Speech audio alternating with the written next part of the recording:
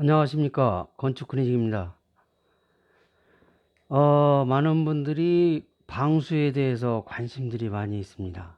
특히 화장실 방수에 대해서 말씀드리고자 합니다. 화장실은 다른 방이나 베란다와 또 옥상 같은 그런 구조와는 많이 틀립니다. 이 화장실이라고 하는 공간은 물을 많이 쓰고 또 하수구가 막혔을 경우에 바닥에 물이 차 올라왔을 경우 물을 가둬놓는 역할을 하게 되는데, 이때 방수층이 깨져 있으면 아래층으로 물이 새거나 방 쪽으로 물이 빠져나오는 그런 현상이 발생됩니다. 그러면 이것을 내 집의 방수층이 확실한지 아닌지를 확인하기 위해서는 장비가 있는 것이 아닙니다. 누수 탐지 같은 경우에는 장비가 있어서 확인을 할 수가 있지만 방수층을 찾는 장비는 없습니다. 그러다 보면 많은 경험을 통해서, 안 그러면 뭐 어딘가를 파서 화장실을 파든지 화장실 옆에 문주방이나 작은 방 벽 쪽을 파든지 해서 방수층에서 빠져나오는 물이 있는지를 확인해야 될 것입니다. 그런 경우에는 대부분 물을 쓰고 물이 새서 물을 안 쓰고 말라버리고 이런 것들을 확인을 해서 이게 방수층이구나 이렇게 확인하게 되는데, 대부분 수압 테스터를 통해서 배관상의 문제가 없으면 이건 방수층으로 거의 판단합니다. 그런 경우에 이 방수층을 어떻게 복구할 것인가? 많은 누수업자들이 화장실을 방수층 때문에 와서 수리를 할 때 실리콘을 쏘고 나갑니다. 또는 바닥에다가 액체 방수제를, 침투 방수제를 뿌리고 작업을 합니다. 하지만 그 작업은 응급조치이고 임시조치일 뿐입니다. 완벽한 것은, 화장실이라고 하는 공간은 방수를 해놓고 타일을 붙인 상태이기 때문에 그 타일을 걷어내고 방수를 하지 않는 다음에는 그 방수층이 복구될 수가 없는 것입니다. 예를 들어 실리콘을 쏘거나 타일을 윗부분에 이제 침투 방수제 같은 걸 뿌렸을 경우에 실리콘이 떨어지거나 타일이 깨져 버리면 방수층은 깨져 있기 때문에 언제든지 또 셀 수 있는 가능성은 있는 것입니다. 그래서 임시조치로 실리콘을 쏘고 침투 방수제를 뿌리더라도 언젠가는 리모델링을 해야 되겠다는 생각이 있고, 뭐 몇 달 안에 공사를 할 예정이 있는 사람들은 그렇게 할 수 있습니다. 하지만 실리콘을 쏘거나 침투 방수제를 뿌려서 조치를 하는 것은 바람직한 방법은 아니죠. 간혹 이런 경우는 있습니다. 화장실에서 물을 쓰면 아래층 천장에 물이 새는 경우들이 있는데, 이런 부분들은 균열 보수라고 해서 뭐 인젝션 작업이라도 하고 그라우팅 작업이라도 하는데, 금간 부분을 보수하는 작업을 해서 아래층 천장으로 물이 떨어지는 것을 방수하는 그런 작업도 있습니다. 아주 완벽한 작업이고 저희도 그 작업을 많이 쓰고 있습니다. 리모델링 할 기회가 있다면은 아주 뜯어서, 화장실을 다 뜯어서 방수를 하면 좋겠죠. 그리고 이 방수층에 대한 문제가 간혹 이런 경우들이 있습니다.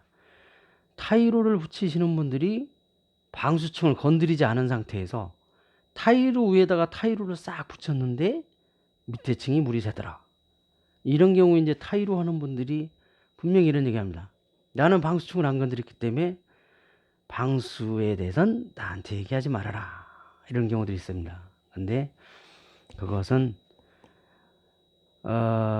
어떤 부분에서 문제가 생기냐면, 방수층이라고 하는 것은 우리가 생각할 때 문주방 바로 밑에까지만 방수층입니다. 문주방 사이 나무 나무 밑 문초방 틈새로 나오는 물들은 그건 방수층이 아닙니다.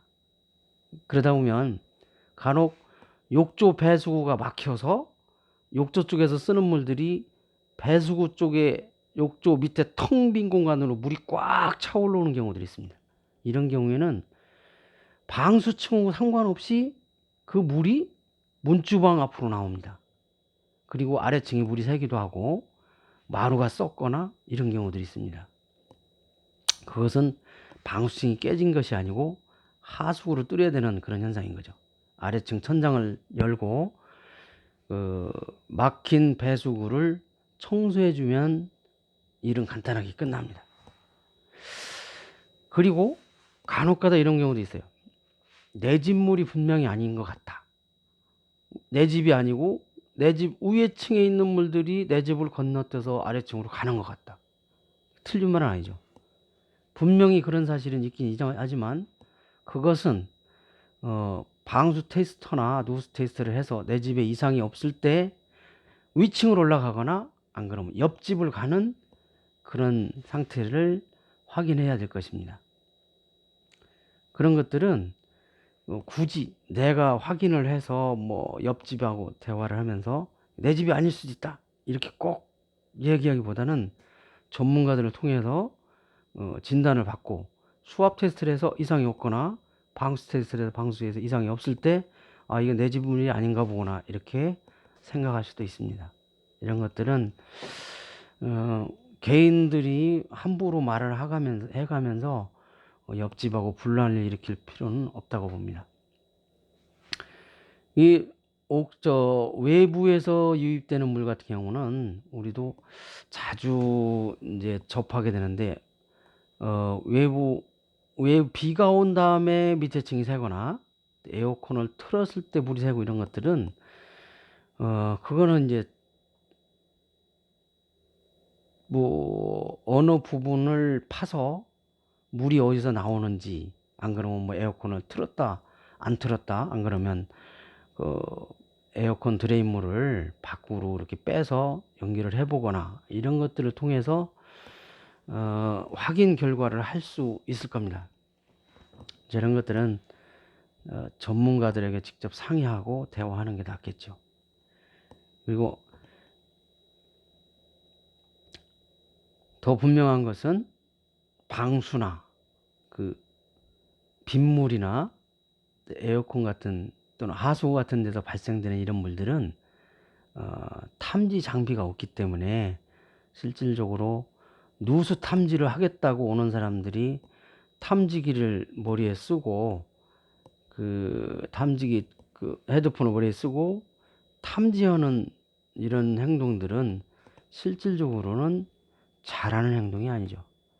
탐지라고 하는 것은 수도 수압이 떨어지고 압력이 떨어져서 탐지가 수도에 대한 탐지가 필요할 때는 누수 탐지 장비를 들이댑니다. 하지만 그 외에 그러한 내용들은 탐지기를 들이대는 자체가 말 그대로 우스꽝스러운 거죠. 수압 테스터를 거치거나 계량기가 돌거나 이렇게 어떤 수도에 이상이 있는 것을 발견했을 당시만 누수 탐지를 하는 것이고 그 외에는 누수 탐지를 하는 것은 참 어리석은 행동일 것이고 소비자를 우롱하는 행동입니다. 그런 것들을 여러분들이 잘 캐치하셔가지고 그 누수 업체들한테 속임을 당하는 일은 없었으면 좋겠습니다. 감사합니다.